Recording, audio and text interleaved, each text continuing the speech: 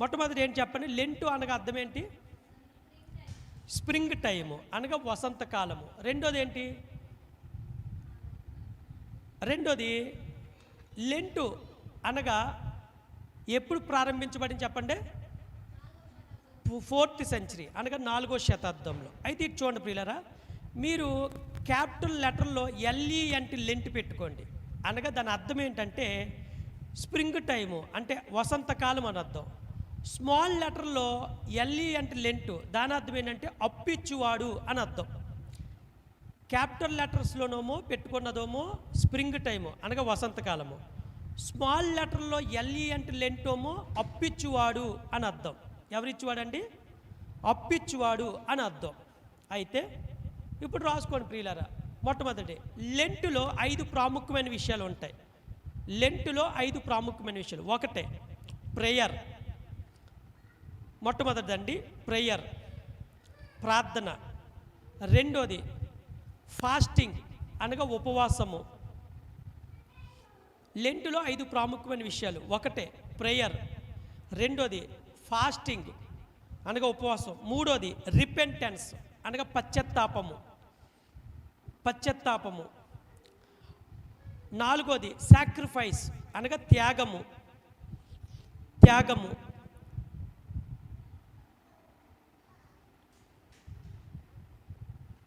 5 reconciliation అనగా మరలా ఉజ్జీవింపబడుట. 5వది reconciliation అనగా ఉజ్జీవింపబడుట. 6వది గుడ్ వర్క్స్ అనగా సహాయ కార్యక్రమాలు చేయుట, ఉపకారములు చేయుట. మొదటి చెప్పండి లెంటులో. ఒకటేంటి? ప్రార్థన, 2 ఉపవాసము, 3వది పశ్చాత్తాపము, వెరీ గుడ్, 4 త్యాగము సాక్రిఫైస్, 5వది మరలా ఉజ్జీవింపబడుట, 6వది హెల్పింగ్ నేచర్ అనగా సహాయ కార్యక్రమాలు చేయటం. రెండోది అయితే 4th centuryలో అసలు ఇక లెంట్ని ఎందుకు ప్రారంభించారంటే కింద రాసుకోండి, ఏ అని పెట్టుకోండి. ఒకటే కాలింగ్ ఆఫ్ బాప్తిజం అనగా బాప్తిజానికి పిలుపునివ్వటం. కాలింగ్ ఆఫ్ బాప్తిజం, కాలింగ్ అంటే పిలవడం, బాప్తిజానికి పిలుపునివ్వటం. రెండోది పేనాన్స్ అనగా ప్రాయశ్చిత్తం కొరకు పిలవటం. పేనాన్స్ అంటే ప్రాయశ్చిత్తము. ఒకటే బాప్తిజానికి పిలవడము, రెండోది ప్రాయశ్చిత్తార్థము అంటే ఏంటి? మన పాపముల కొరకు మరొక్కసారి ప్రాయశ్చిత్తపడడం కోసము. ప్రాయశ్చిత్తము రాసుకున్నారా? ఒకటేంటి చెప్పండి, దీని ముఖ్య ఉద్దేశం ఏంటండి? బాప్తిజం కోసం పిలవడం, వెరీ గుడ్. రెండోది ప్రాయశ్చిత్తం కొరకు పిలవడం అనమాట. ఇది ముఖ్య ఉద్దేశం. అయితే రాసుకోండి ప్రియులారా, ఇటు చూడండి. లెంటు 1వ శతాబ్దము, 2వ శతాబ్దం, 3వ శతాబ్దంలో ఎలా ప్రారంభించారో చెప్తాను. రాసుకోండి, హెడ్డింగ్ పెట్టుకోండి. 1 నుంచి 3వ శతాబ్దం వరకు లెంటు విధానాలు చెప్తాను. ఒకటే మొట్టమొదటిగా ఈస్టర్కు ముందు విశ్వాసులు ఎలా పాలు పంచుకున్నారంటే, కొంతమంది 1 నుంచి 1 రోజు ఫాస్టింగ్ ఉండడం, కొంతమంది 2 రోజులు ఉండటం, కొంతమంది 3 రోజులు ఉండడం. అనగా రోజుల్లో ఫాస్టింగ్ ఉండేవారు అన్నమాట. మొదటి శతాబ్దంలో ఎలాగొన్నారు చెప్పండి? కొంతమంది మొదటి రోజు ఫాస్టింగ్ ఉండడం, కొంతమంది 2 రోజులు ఫాస్టింగ్ ఉండడం, కొంతమంది 3 రోజులు ఫాస్టింగ్ ఉండడం. అనగా ఒక సిద్ధాంతం పరంగా ఉండేవారు కాదనమాట. ఎప్పుడు? మొదటి 2-3 శతాబ్దాల్లో అన్నమాట. మొదటి 2-3 శతాబ్దాల్లో. అయితే యెరూషలేములో ఏ విధంగా ఉండేవారంటే, యెరూషలేములో ఏ విధంగా ఉండేవారంటే, సోమవారం నుంచి శుక్రవారం వరకు ఫాస్టింగ్ ఉండేవారు. యెరూషలేములో ఫాస్టింగ్ ఉండే విధానము సోమవారం నుండి శుక్రవారం వరకు ఫాస్టింగ్ ఉండే విధానం. తర్వాత ఎందుకు శనివారం ఉండరో చెప్పండి? సబ్బాతు రాసుకోండి.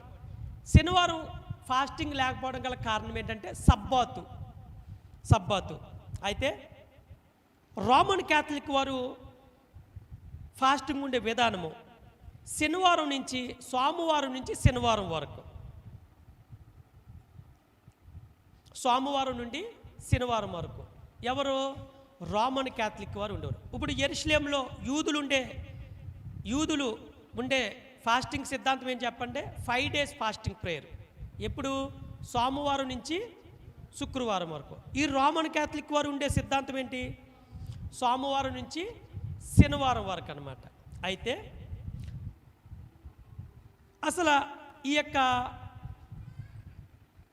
లెంట్ అనే పదము ఎక్కడి నుండి వచ్చిందంటే రాసుకోండి. యాంగ్లో సాక్సన్ వర్డ్ అనమాట. యాంగ్లో సాక్సన్ వర్డ్ అంటే లెంటు అనే పదము ఎక్కడి నుండి వచ్చిందంటే యాంగ్లో సాక్సన్, ANGLO యాంగ్లో అని పెట్టుకుని కింద ఐఫన్ పెట్టుకోండి మధ్యలో. Saxon SAXON Anglo Saxon word అనమాట. Anglo Saxon word. ఇప్పుడు చూడండి, మీకు నేను ఒక చిన్న ఉపోద్ఘాతం చెప్తాను, చూడండి. ఇది రాసుకోండి. ఏంటంటే సెయింట్ ఇరేనియస్ రాసుకోండి. సెయింట్ ఇరేనియస్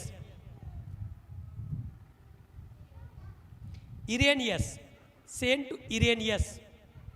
సెయింట్ అంటే పరిశుద్ధత అని అర్థం. ఇరేనియస్ రాసుకున్నారు కదా. ఇటు చూడండి నాంక ఇది ఇటు చూడండి. ఇప్పుడు ఈ సెయింట్ ఇరేనియస్ అనే ఈ బిషప్ గారు ఏం చేశారంటే మొదటి 3 శతాబ్దాల్లో ఎలాగుందని చెప్పాను? కొంతమంది 1 రోజు, కొంతమంది 2 రోజులు, కొంతమంది 3 రోజులు కదా. అయితే ఈ సెయింట్ ఇరేనియస్ కాలంకి వచ్చేటప్పటికి ఇది రాసుకోండి. కొంతమంది 40 hours ఫాస్టింగ్ పేరు స్టార్ట్ చేశారు. 40 hours అనగా 40 గంటలు ఉపవాస ప్రార్థన. ఎన్ని గంటలండి? 40 గంటలు. రోజుకి ఎన్ని గంటలండి?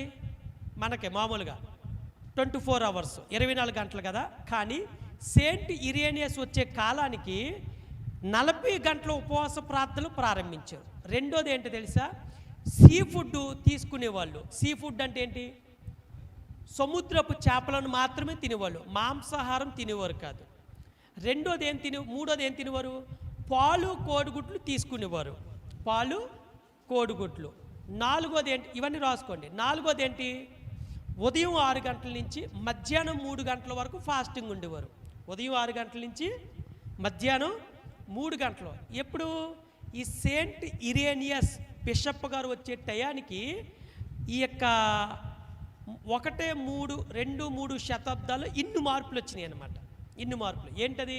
కొంతమంది 1 రోజు, కొంతమంది 2 రోజులు, కొంతమంది 3 రోజులు, అలాగే 40 గంటల ఉపవాస ప్రార్థనలో వచ్చినాయి అన్నమాట. మళ్ళీ ఇందులో కొంతమంది ఏం తినేవారు? ఓన్లీ వెజిటేరియనే తినేవారు. కొంతమంది సీ ఫుడ్ తినేవారు. కొంతమంది పాలు గుడ్లు తీసుకునేవారు. కొంతమంది ఉపవాస టైమింగ్స్ ఏం పెట్టుకునేవారు? 6 గంటల నుంచి మధ్యాహ్నం 3 గంటల వరకు పెట్టుకునేవారు. అయితే ఇటు చూడండి ప్రియులారా, ఏంటంటే ఇటు చూడండి. ఇప్పుడు ఈ సెయింట్ ఇరేనియస్ ఏం చేశాడంటే పోప్ విక్టర్ I రాసుకోండి. ఎవరికండి? పోప్ సెయింట్ విక్టర్ I రాసుకోండి. పోప్ సెయింట్ అంటే ST అని పెట్టుకుని డాట్ పెట్టుకోవాలి. ST అని పెట్టుకుని డాట్ పెట్టుకోవాలి. షార్ట్ కట్ అన్నమాట. విక్టర్ అని పెట్టి ఐఫన్ పెట్టుకుని 1 పెట్టుకోవాలి. Victor I. ఇతను మొట్టమొదటి రోమా యొక్క చక్రవర్తి అండి. రెండోది ఇతను మొట్టమొదటి రోమాకి పోప్ అనమాట. 2 ఇతనే. ఒకటి చక్రవర్తి ఇతనే, రెండోది రోమాకే పోప్ కూడా ఇతనే. ఇప్పుడు ఈ సెయింట్ ఇరేనియస్ అని బిషప్ గారు ఏం చేశారంటే ఇంక చూడండి ఏం చేశారంటే ఈ పోప్ సెయింట్ విక్టర్ Iకే ఒక లెటర్ రాశాడనమాట. ఒక లెటర్ రాశాడు. ఏంటంటే, అయ్యా అసలు ఈ లెంటు అందరూ చేస్తున్నారు ఈస్టర్కు ముందు, కానీ ఎలా చేస్తున్నారో తెలుసా? కొంతమంది 1 రోజు ఉపవాసం, కొంతమంది 2 రోజులు ఉపవాసం, కొంతమంది 3 రోజులు ఉపవాసం, కొంతమంది అయితే 40 గంటల ఫాస్టింగ్ పేరు చేస్తున్నారు. అయితే ఇది ఒక క్రమబద్ధీకరణ ఉంటే బాగుంటుంది కదా. ఎలా పడితే అలా చేస్తున్నారు, ఏ విధంగా పడితే ఆ విధంగా చేస్తున్నారు. కాబట్టి దీన్ని ఒక సిస్టమేటిక్గా మారుద్దాం అని చెప్పి ఈ సెయింట్ ఇరేనియస్ అనే బిషప్ గారు ఈ సెయింట్ పోప్ విక్టర్ వన్న గారికి లెటర్ రాశారన్నమాట, ఇలా చేస్తున్నారు ప్రజలని. అప్పుడు వెంటనే ఈ పోప్ సెయింట్ విక్టర్ వన్ అనే ఈయన ఏం చేశారంటే సేవకులందరినీ, అంటే బిషప్ సేవకులందరినీ కూడా ఏర్పాటు చేసి కౌన్సిలింగ్ లాగా మీటింగ్ పెట్టి అప్పుడు ఏం చేశారంటే మనము ఈ విధంగా చేయకూడదు, అంటే 1 రోజని 2 రోజులని 3 రోజులని, లేకపోతే శనివారం సోమవారం నుంచి శుక్రవారం దాకా, లేదంటే సోమవారం నుంచి శనివారం దాకా 5 డేస్ ఫాస్టింగ్ ప్రేయరు, లేదంటే 8 డేస్ ఫాస్టింగ్ ప్రేయర్ కాదు. మనందరం ఏం చేద్దామంటే 40 గంటలు ప్రార్థన ఉంది కదా, ఉపవాస ప్రార్థన, దీన్ని 1 గంట ఈజ్వల్ టు 1 రోజుగా మారుద్దాం. మళ్ళీ చెప్తాను ఎలా మారుద్దామండి. 1 గంట ఈజ్వల్ టు 1 రోజు. అప్పుడు ఎన్ని రోజులు అవుతుందండి? 40 గంటలు కాబట్టి 40 రోజులు ఉపవాస ప్రార్థనగా మారుద్దాం అని అప్పుడు ఈ యొక్క సెయింట్ ఇరేనియస్ లెటర్ ప్రకారము ఈయన ఒక కౌన్సిలింగ్ని ఏర్పాటు చేసి అప్పుడు ఈ పోప్ విక్టర్ వన్ అనే ఆయన ఈ 40 రోజుల ఉపవాస ప్రార్థనని అఫీషియల్గా రిలీజ్ చేశారన్నమాట. దేవుని స్తోత్రం చెప్పండి. అర్థమైందండి? అర్థమైంది కదా. ఎందుకు కొంతమంది ఎన్ని రోజులు చేస్తున్నారో 1 రోజు, కొంతమంది ఏం చేస్తున్నారు 2 రోజులు, కొంతమంది 3 రోజులు, కొంతమంది 40 గంటలు, ఈ విధంగా చేస్తున్నారు. కాబట్టి ఇలా కాదని చెప్పి వెంటనే ఈ యొక్క సెయింట్ ఇరేనియస్ లెటర్ రాస్తే దానికి ఈ సెయింట్ విక్టర్ వన్ అనే బిషప్ గారు ఏం చేశారంటే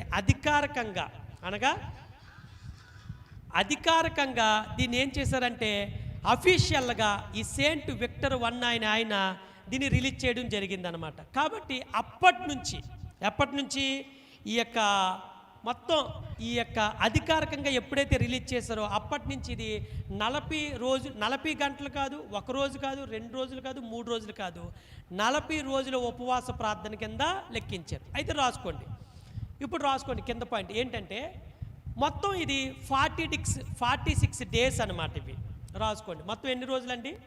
46 డేస్. అంటే ఇందులో 6 రోజులు ఆదివారాలు వస్తుంది. రాసుకోండి. మొత్తం ఈ యొక్క లెంట్ సీజన్ ఏంటంటే 46 డేస్ అనమాట, 46 రోజులు. ఇందులో 6 రోజుల్ని ఆదివారాల కింద తీసుకుంటారు, మిగిలిన రోజులు 40 రోజుల్ని లెంట్ డేస్గా పాటిస్తారు. ఇప్పుడు ఆదివారం ఎందుకు లెంట్ డేస్గా తీసుకోరంటే ఆదివారమే యేసుక్రీస్తు పునరుద్ధానుడైన రోజు అనమాట. కాబట్టి ఆదివారాన్ని లెంట్ డేస్గా తీసుకోరు, మిగిలిన వారాలు అనగా 6 వారాలు తీసేసి మిగిలిన 40 రోజుల్ని లెంట్ డేస్గా తీసుకుంటారు. తర్వాత పాయింట్ రాసుకోండి. ఇప్పుడు ఈ లెంట్కి సంబంధించిన హిస్టరీ అంతా కూడా ఒక వ్యక్తి ఒక పుస్తకమే రాసుకోండి. ఆయన పేరు ఏంటంటే లెంట్కి సంబంధించిన హిస్టరీ ఎవరు రాశారంటే యూసుబియస్ అనే బిషప్ గారు ఈ లెంట్కి సంబంధించిన హిస్టరీ అంతా రాశారు. యూసుబియస్ రాసుకోండి. ఆ పుస్తకం పేరేంటే ఏమిటంటే the history of the church 24వ వాల్యూమ్లో రాశాడనమాట. ఎవరండి ఈ లెంట్కి సంబంధించిన విషయాలని రాసింది ఎవరు చెప్పండి? యూసుబియస్. గుర్తుపెట్టుకోండి ఆ పేర్లే, యూసుబియస్. ఏంటి ఆ పుస్తకం ఏంటి? The history of the church. ఎన్నో వాల్యూము? 24వ వాల్యూమ్. ఎన్నో వాల్యూమ్ అండి? 24వ వాల్యూమ్. అయితే ఈ గ్రంథాన్ని ట్రాన్స్లేషన్ చేసింది ఎవరంటే ఎల్ మేయర్ గారు అనమాట. రాసుకోండి. ఈ బుక్ని మరలా ట్రాన్స్లేషన్ చేసింది ఎవరంటే ఎల్ మేయర్.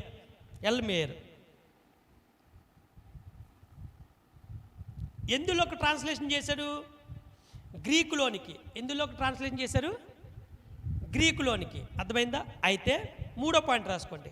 ఇప్పుడు బిషప్ సెయింట్ ట్రుఫోనస్ అనే వ్యక్తి మరలా ఈ గ్రీకులో ఉన్న దాన్ని లాటిన్లోనికి ట్రాన్స్లేషన్ చేశారు.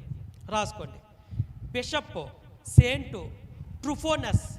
ట్రుఫోనస్ అనే వ్యక్తి ఈ ఎల్ మేయర్ గారు గ్రీకులోనికి ట్రాన్స్లేషన్ చేస్తే మరలా ఈ గ్రీకులో నుంచి లాటిన్లోనికి ఈ ట్రుఫోనియస్ అనే బిషప్ గారు ట్రాన్స్లేషన్ చేశాడనమాట.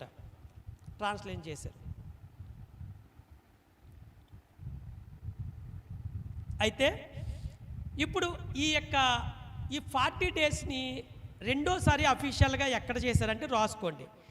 క్రీస్తు శకము 313, క్రీస్తు శకము 313లో కానిస్టెంట్ అనే చక్రవర్తి, క్రీస్తు శకము 313వ సంవత్సరంలో కానిస్టెంట్ అనే చక్రవర్తి, ఇతడు రామా ప్రభుత్వం యొక్క మొట్టమొదటి క్రిస్టియన్ చక్రవర్తి.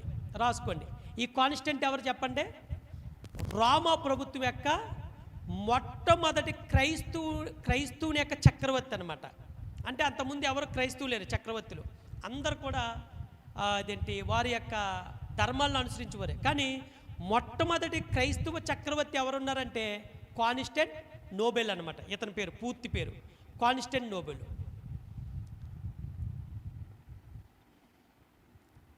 అయితే ఇతను ఇచ్చోండి ప్రియులరా, ఇతడు ఈ 313లో క్రైస్తవులందరినీ అధికారికంగా ప్రకటన చేశాడు అనమాట. ఎప్పుడు? 313లో. ఇటు చూడండి ప్రియులరా, క్రీస్తు శకం 325. నెక్స్ట్ పాయింట్ రాసుకోండి. క్రీస్తు శకము 325వ సంవత్సరంలో నికేయా అనే ప్రాంతంలో ఈ 40 గంటల ప్రార్థనని 40 రోజులుగా ఈ కానిస్టెంటినోపుల్ అనే చక్రవర్తి అఫీషియల్గా ఫైనలైజ్ చేశాడనమాట. ఎప్పుడు? క్రీస్తు శకము 325వ సంవత్సరంలో. క్రైస్తవులుగా ఎప్పుడు ప్రకటన చేశాడు అధికారికంగా? క్రీస్తు శకము 313లో. క్రీస్తు శకము 313లో క్రైస్తవులను అధికారికంగా మీ మతాలను స్వీకరించండి, మీరు క్రైస్తవులుగా చలామణి అవ్వండి అని క్రీస్తు శకం 313లో అధికారికంగా రిలీజ్ చేశాడు. ఇప్పుడు ఇది రిలీజ్ చేసిన కొంతకాలానికి, ఇప్పుడు క్రీస్తు శకం 325లో ఈ లెంట్ యొక్క ప్రేయర్స్ని రాసుకోండి. 318 మంది, ఎంతమంది బిషప్లు అండి?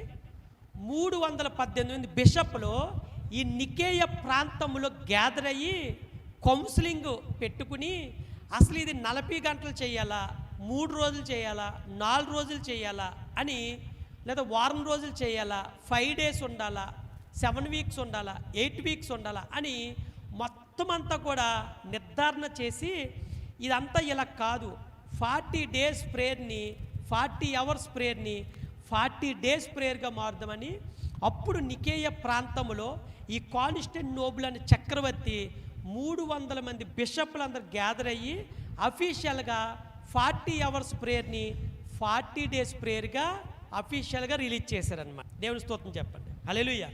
ఇప్పుడు ఏ సంవత్సరంలో రిలీజ్ చేశారు? అది క్రీస్తు శకం. ఇది ఉపయోగించాలి. క్రీస్తు శకము 325వ సంవత్సరంలో. ఏ ప్రాంతము? నీకే. దీన్ని ఏమని పిలుస్తారంటే రాసుకోండి, ది కౌన్సిల్ ఆఫ్ నైసియా అంటారు. ఈ కౌన్సిల్ ఏమని, దీనికి ఒక పేరు పెట్టారు, ఏంటంటే ది కౌన్సిల్ ఆఫ్ నైసియా అంటారు. Nicaea, the first council of Nicaea అంటారు. అయితే ఇప్పుడు ఈ 318 మందిలో కేరళ ప్రాంతం నుంచి మన బిషప్ గారు కూడా వెళ్ళారు, మన ఇండియా నుంచి కూడా. అతని పేరు రాసుకోండి. ఏంటి అంటే ముఖ్యమైన వ్యక్తి, మొత్తం ఈ 318లో ముఖ్యమైన వ్యక్తి ఎవరంటే సెయింట్ అథినేషియస్. రాసుకోండి. ఈ 318లో అత్యంత ప్రాముఖ్యమైన వ్యక్తి ఎవరంటే సెయింట్ అథినేషియస్. అథినేషియస్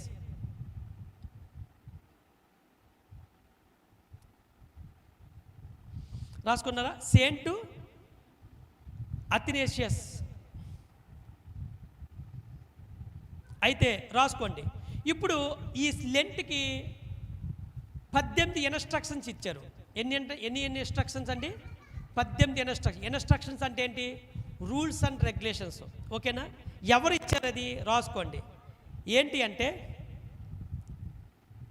అతని పేరు ఏంటంటే Saint Cyril of Jerusalem. Saint Cyril of Jerusalem అంటే యెరూషలేము పట్టణానికి బిషప్గా ఉన్నాడు అనమాట. ఇతను ఏం చేశాడంటే సెయింట్ సిరియల్ ఆఫ్ జెరూసలేం. ఇతను ఏం చేశాడంటే చూడండి, అయ్యా కొంతమంది సీ ఫుడ్ తింటున్నారు, కొంతమంది పాలు గుడ్లు తింటున్నారు, కొంతమంది ఓన్లీ వెజిటేరియన్ తింటున్నారు, కొంతమంది మాంసాహారమే తినట్లేదు. ఇంత గందరగోళం ఉంది ఏంటి ఈ లెంట్ డేస్లో. ఇప్పుడు కొంతమంది సీ ఫుడ్ తిని, అంటే సముద్రపు చేపలు తిని, కొంతమందేమో పాలు గుడ్లు తిని, కొంతమందేమో అల్పాహారం తింటున్నారు. ఇదంతా కాదు, అసలు దీన్ని ఎలా చేస్తే బాగుంటుందని ఈ సెయింట్ సిరియల్ ఆఫ్ జెరూసలేం అనే వ్యక్తి ఒక లెటర్ రాశారు. ఎవరికి రాశారు రాసుకోండి, అతని పేరు Saint Cyril of Alexandria. Saint Cyril of Alexandria అని బిషప్ గారికి లెటర్ రాశారు. Alexandria, Saint Cyril of Alexandria అనే ఈ బిషప్ గారికి లెటర్ రాశారు. ఎవరు రాశారు? Saint Cyril of Jerusalem. Very good, రాశాడు. రాస్తే అప్పుడు ఈ సెయింట్ సిరియల్ ఆఫ్ అలెగ్జాండ్రియా ఏం చేశాడంటే 18 ఇన్స్ట్రక్షన్స్ ఇచ్చాడనమాట. ఏంటండి 18 ఇన్స్ట్రక్షన్స్ అంటే ఏం తినాలి, ఏం తినకూడదు, ఎప్పటి నుంచి ఎప్పుడు పాటించాలి, ఎలా పాటించాలి అని చెప్పి 18 ఇన్స్ట్రక్షన్స్ ఇచ్చాడు. అప్పుడు దీన్ని అఫీషియల్గా ఈ 18 ఇన్స్ట్రక్షన్ని రిలీజ్ చేసింది ఎవరంటే రాసుకోండి, Pope Saint Leo the great. Pope Saint Leo the great. ఇతను ఈ 18 ఇన్స్ట్రక్షన్స్ కూడా ఎలా ఉండాలంటే అపోస్తులని యొక్క డాక్ట్రిన్ మీద ఉండాలి అని రిలీజ్ చేశాడు. అపోస్తులని అంటే ఎవరు? అపోస్తులకి ఎవరు? ఆదిమ సంఘం యొక్క సిద్ధాంతపరంగా మాత్రమే ఉండాలి అని ఈ యొక్క లియో ది గ్రేట్ రిలీజ్ చేశాడనమాట. రాసుకోండి, ఏం సిద్ధాంతంగా ఉండాలి 18 కూడా? ఆదిమ సంఘము. రాసుకోండి, ఎలా ఉండాలి ఇవి? ఆదిమ సంఘము, వాక్యానుసారమైన ఆదిమ సంఘం మీద కట్టబడాలి అని చెప్పారనమాట. ఆదిమ సంఘం యొక్క సిద్ధాంతాల మీద ఆధారపడి ఉండాలని చెప్పారన్నమాట. ఎలా ఉండాలని చెప్పారండి? ఆదిమ సంఘం యొక్క సిద్ధాంతాల మీద మాత్రమే ఈ 18 ఇన్స్ట్రక్షన్స్ ఉండాలి అని చెప్పారు. ఇటు చూడండి ప్రియులారా, ఇప్పుడు రాసుకోండి. ఇప్పుడు ఈ యొక్క లెంట్కి ఇంకో పేరు ఉంది, ఏంటి చెప్పండి? Ash Wednesday. రాసుకోండి, Ash Wednesday, ASH, Ash Wednesday అంటే బుధవారం, వెడ్నెస్డే. ఇప్పుడు యాష్ అంటే ఏంటి? బూడిద. రాసుకోండి, యాష్ అంటే ఏంటండి? బూడిద. ఇప్పుడు భస్మ బుధవారము ఎందుకంటారు?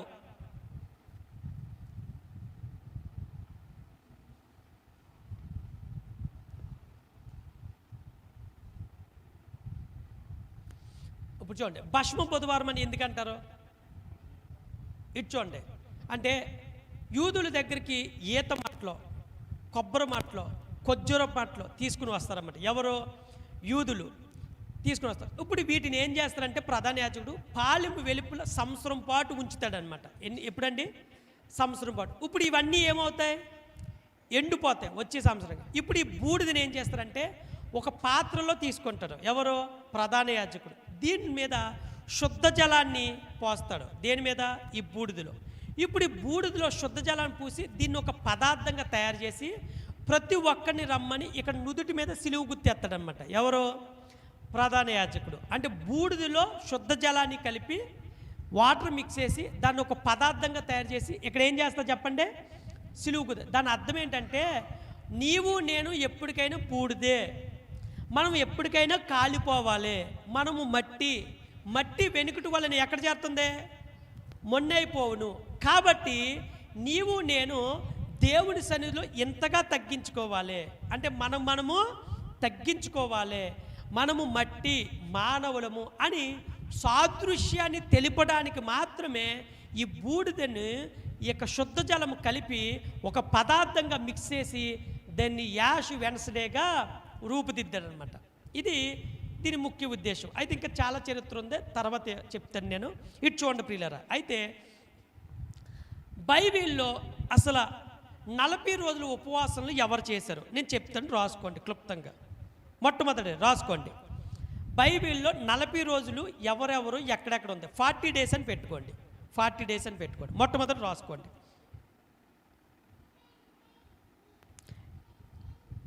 ఈ 40 రోజులు అనే సంఖ్యకు అర్థం ఏంటంటే ఇది రాసుకోండి. ముందు 40 అనే సంఖ్యకు అర్థం ఏంటంటే రాసుకోండి. 1 శోధన, 2 సిద్ధపాటు ప్రిపరేషన్, 3 శిక్ష, 4 దేవుని యొక్క పరీక్షా సమయం సూచిస్తుంది అనమాట. 40 అనే సంఖ్యకు 4 అర్థాలు ఉన్నాయి. ఒకటేంటి చెప్పండి? శోధన, 2 సిద్ధపాటు అనగా ప్రిపరేషన్, 3 శిక్ష, 4 దేవుని పరీక్ష సమయము. ఈ 40 అనే సంఖ్యకు ఇంత. చివరిగా పరివర్తన కాలము అంటారు. చివరిగా ఏంటండి?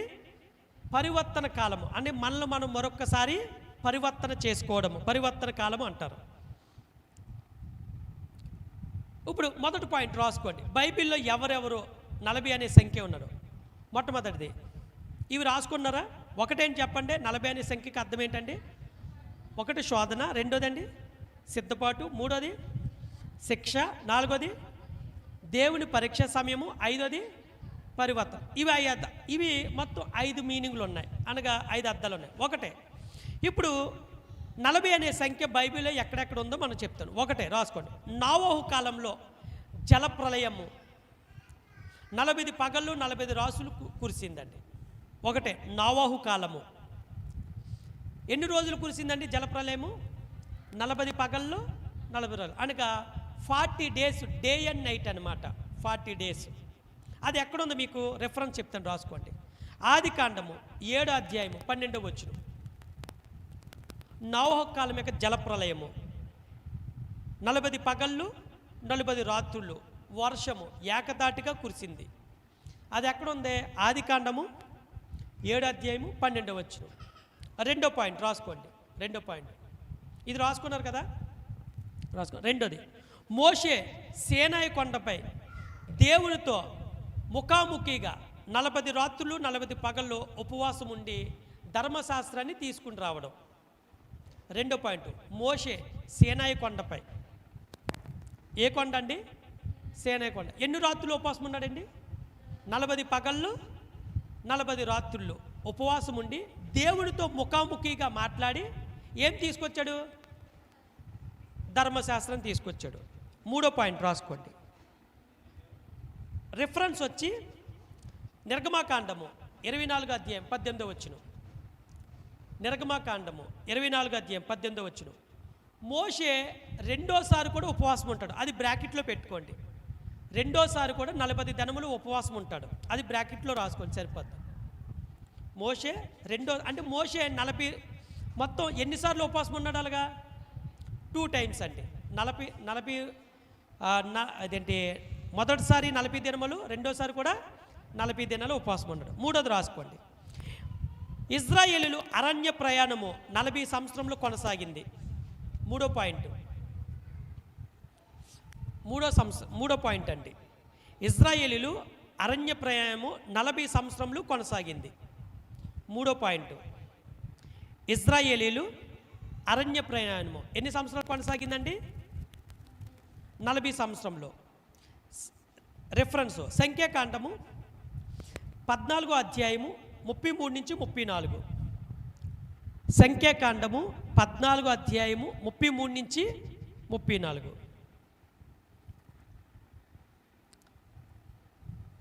4వ పాయింట్ యేసుక్రీస్తు ఉపవాస ప్రార్థన. అరణ్యములో 40 రాత్రులు 40 పగల్లో ఉపవాసం ఉండి సాతాను చేత శోధించబడ్డాడు.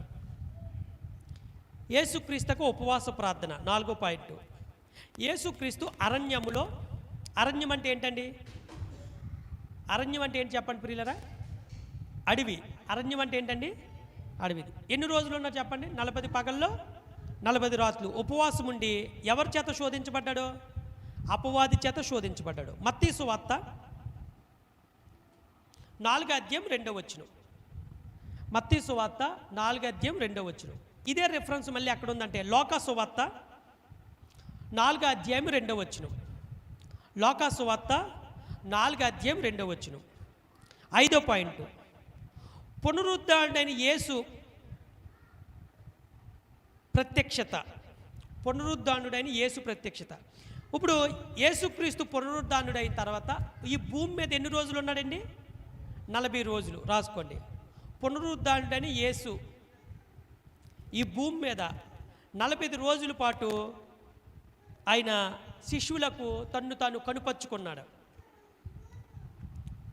అంటే చనిపోయి తిరిగి లేచిన తర్వాత కూడా ఎన్ని రోజులు యేసుక్రీస్తు భూమి మీద ఉన్నాడండి? 40 రోజులు.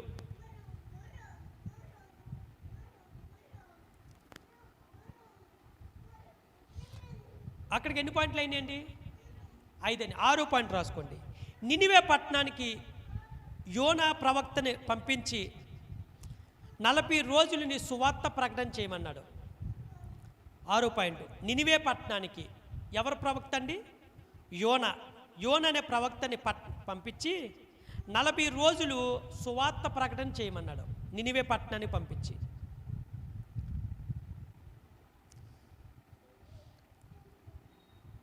యోనా గ్రంథము 3 అధ్యాయం 4 వచనం. యోనా గ్రంథము 3 అధ్యాయం 4 వచనం.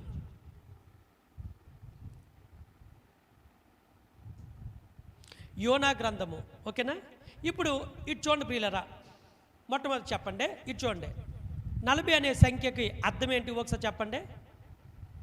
శోధన. రెండోది సిద్ధపాటు. చూసైనా చెప్పండి, పర్లేదు. సిద్ధపాటు, శిక్ష, దేవుని పరీక్ష కాలము, వెరీ గుడ్, పరివర్తన కాలము. ఇప్పుడు ఈ 40 అనే సంఖ్య ఎక్కడెక్కడ ఉంది? మొట్టమొదటి ఏం చెప్పండి? నోవహు జలప్రలయం. రెండోది మోసే సీనాయి కొండ మీద ఉపవాసం ఉండటం. తర్వాత ఇజ్రాయేల్ అరణ్య ప్రయాణము. నెక్స్ట్ యేసుక్రీస్తు ఉపవాస ప్రార్థన. నెక్స్ట్ ఏంటండి? యేసుక్రీస్తు పునరుద్ధరణ అయ్యి 40 రోజులు. తర్వాత నినివే పట్టణము, యోనా సువార్త ప్రయాణము. తర్వాత ఏలియా. చివరిగా ఏలియా.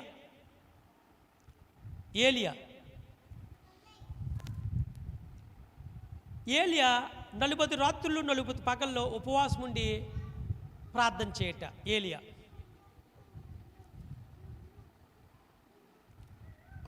ఏలియా కూడా ఎన్ని రోజులండి? పగలు ఉపవాసం ప్రార్థించట. అయితే ఇంకో పాయింట్ రాసుకోండి. 40 రోజులు కానీ 40 రోజులు కాదు, కానీ ఎవరెవరు ఉపవాసం ఉన్నారో చెప్తాను. ఒకటే రాసుకోండి. దానియేలు 21 రోజులు అనగా 3 వారాలు ఉపవాస ప్రార్థన చేశాడు. జస్ట్ పాయింట్ రాసుకోండి. దానియేలు ఎన్ని రోజులండి? 21 రోజులు అనగా ఎన్ని వారాలు? 3 వారాలు. నెక్స్ట్ పాయింట్ రాసుకోండి. ఎస్తేరు 3 రోజులు తన చెలికత్తెలతో ఉపవాసం ఉండి ప్రార్థన చేసింది. ఎన్ని రోజులండి? 3 రోజులు ఉండి. నెక్స్ట్ పాయింట్ మొర్దెకై ఇజ్రాయేల్ యూదుల యొక్క రక్షణ నిమిత్తం 3 రోజులు ఉపవాస ప్రార్థన కొనసాగించాడు మొర్దెకై.